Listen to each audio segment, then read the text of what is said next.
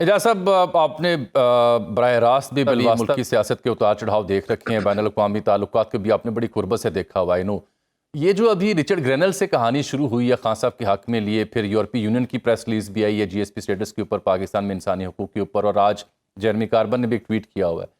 ये जो बदलता बैन अल-अक़वामी मंजरनामा है या वहाँ से उठती आवाज़ें हैं, कहीं ये उनका दबाव तो नहीं है कि अब बिलाखिर हुकूमत मजबूर हुई बातचीत करने के लिए, और ये दबाव किस हद तक यानी वाकई दबाव कहलाया जा सकता है? देखिए, ज़ल्मे खलीलज़ाद का भी आज आया ट्वीट, पता नहीं आपने वो देखा कि नहीं? जी, इसको पहले भी कहा था। इसको खुशाइंद कहा है कि ये कमेटी बनने को खुशाइंद कहा है उसने। देखिए, बाहर से दबाव तो इस तरह का नहीं आ सकता कि आप यूं करें या आप यूं करें। बाहर से दबाव इस किस्म का आ सकता है कि आप बातचीत करें, और या फिर बाहर से दबाव ये आ सकता है कि जी इसके अंदर कोई हम वो कहते हैं न्यूट्रल अंपायर का किरदार अदा करते हैं, जिस तरह माजी में सऊदी अरेबिया ने किरदार अदा किया या कतर ने किरदार अदा किया। उस किस्म का किरदार तो हो सकता है, लेकिन यहाँ पे कोई मुल्कों के दरमियान ऐसे कोई डिक्टेशन नहीं चल सकती कि आप कहें ये ऐसे कर दो या ऐसे कर दो। वो मेरा ख्याल है कि नामुमकिन सी चीज़ है वो। तो क्या अभी भी सऊदी और कतर वाला किरदार उसकी कोई इम्कानात हैं, क्योंकि वहाँ से मदारान अब आवाज़ें उठा रहे हैं? देखिए, मैं आपको बड़ी एक सिंपल सा फॉर्मूला बताता हूँ जो मैं मतलब जो मैंने देखा हुआ है कि 1999 में जब मार्शल लॉ लगा परवेज़ मुशर्रफ साहब का, तो एक डायरेक्ट कन्फ्रंटेशन थी उनके और उस वक्त के प्राइम मिनिस्टर मियां नवाज शरीफ के दरमियान। ठीक है ना? मौजूदा सूरत हाल में वो डायरेक्ट कन्फ्रंटेशन नहीं थी इस किस्म की कि वो किसी को नीचे उतारना चाह रहे थे। हाँ, ये ज़रूर सोचा जा रहा है कि शायद उनको बनता हुआ नहीं देखना चाहते थे वो, तो इसलिए उन्होंने लॉन्ग मार्च किया, या फिर जो शुनीद है कि जनरल फैज़ के साथ मिलकर कोई इस किस्म के इक़दाम किए। मैं जो बात कहना चाह रहा हूँ वो ये है कि बीच में हमने भी कोशिश की उस वक्त कि कोई सुलह सफाई का मामला बन जाए, यानी मैं 1999 की बात कर रहा हूँ। तो एक हद तक जनरल परवेज़ मुशर्रफ को मैंने मतलब तैयार भी कर लिया था इस बात पर कि असेंबलियों को बहाल कर देते हैं, और फिर मेरी कोई गुफ्तगू आगे भी चली, लेकिन मियां नवाज शरीफ साहब ने उस वक्त एग्री नहीं किया। इसलिए उनको तकरीबन 1.5-2 साल, पौने 2 साल तो उन्होंने भी गुजारे ना।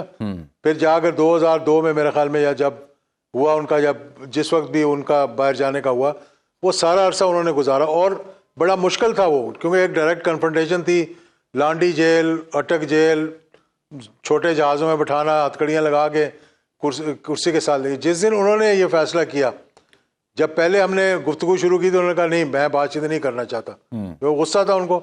लेकिन जब उन्होंने ये फैसला किया कि हाँ अब वक्त आ गया कि मुझे बातचीत करनी चाहिए और मामले को आगे ले जाना चाहिए, और फिर घोड़े दौड़ाए, कोई सऊदी अरेबिया, कोई कतर, कोई आगे कोई पीछे, क्योंकि कतर से तो सबसे पहला जो शख्स मिला था नवाज शरीफ साहब को, जो बाहर से आकर मिला था, वो कतर का फॉरेन मिनिस्टर था। ठीक।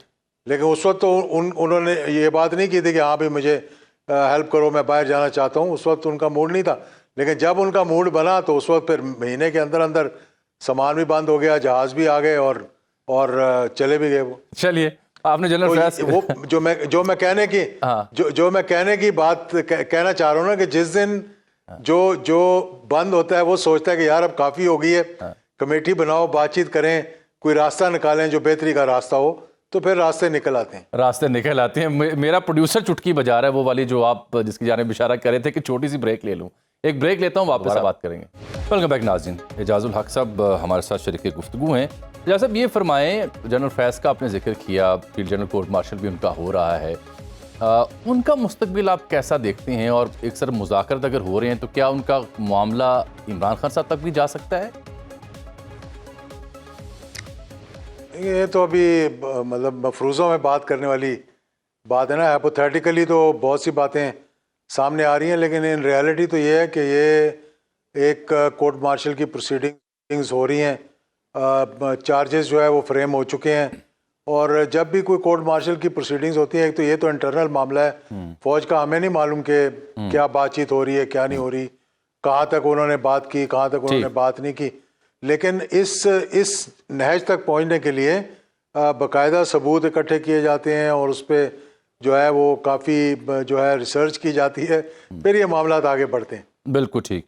इमरान खान ये साहब, कोई इतनी छोटी बात नहीं थी, मतलब हाँ, कोर्ट मार्शल इतने सीनियर ऑफिसर का माजी में भी होते रहे हैं, अनप्रेसिडेंटेड चंद एक इतना बड़ा। मुझे मालूम है, लेकिन हाँ ये बिल्कुल बिल्कुल सही अच्छा, बात है। मैंने ये देखा कि एक ज़माने में जब खान साहब ज़मान पाक थे, इक़्तिदार से रुखसत हुए, तो आपकी उनसे कुर्बतें बढ़ीं, उनसे आप जाके मुलाकात करते रहे, पीटीआई के लोगों से बातचीत करते रहे, फिर आज आप हुकूमत की तरफ से मुज़ाकराती कमेटी का हिस्सा हैं, तो ये ट्रांजिशन कैसे हुई?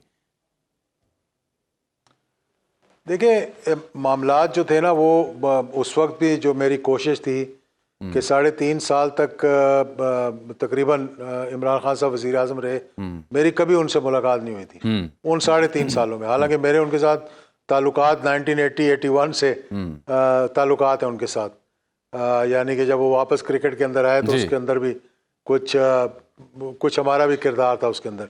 तो जब ये मालूमात हुई कि उनके ताल्लुकात जो है वो मामला जो है ख़राबी की तरफ जा रहे हैं, तब मैंने सोचा कि ये इससे जो है डिस्टेबलाइज होगा मुल्क, इधर मसाइल इकट्ठे होंगे।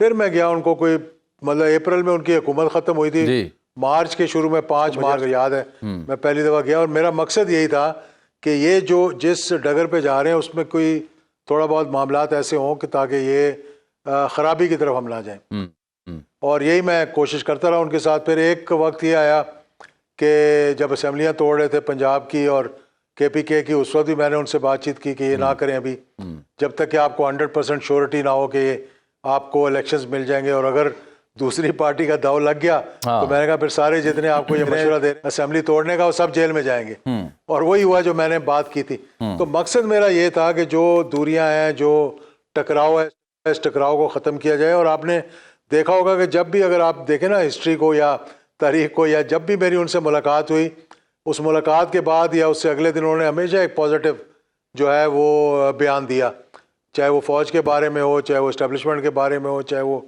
मुल्क के बारे में हो। लेकिन फिर बाद में कुछ लोग थे जो बीच में स्पैनर डाल देते थे, मुझे मालूम नहीं उनके क्या मकासद थे और वो क्या करना चाह रहे थे। और फिर 9 मई के बाद तो देखें 3 माह तो मैं भी इसी वजह से 9 मई की वजह से एग्जाइल में रहा, लेकिन उसके बाद फिर हमारी अपनी जमात थी, हमने कहा कि अब कम से कम वो सियासत की जाए जो कि बेहतरी की सियासत है, पॉजिटिव सियासत जो है। ठीक, तो अब आप उम्मीद रखते हैं कि इस मुज़ाकराती अमल से कुछ खैर बरामद होगी, कुछ सियासी इस्तेहकाम आएगा? देखिए मैं तो हमेशा पॉजिटिव सोचता हूँ, और मैं समझता हूँ कि इसके अलावा, मुज़ाकरात के अलावा कोई चारा भी नहीं है।